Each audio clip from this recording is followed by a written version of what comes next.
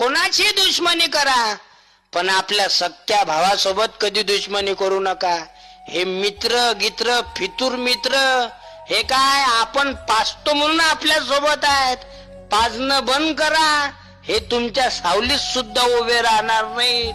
मग आपल्या पाठीशी संकटात उभं राहत तरी कोण?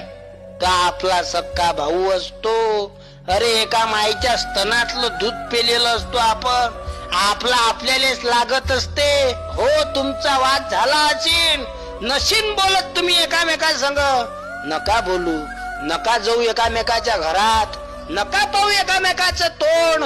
पण ज्या वेळेस संकट आलं ना, त्यावेळेस एकामेकाच्या संकटात धावून गेलोच पाहिजे.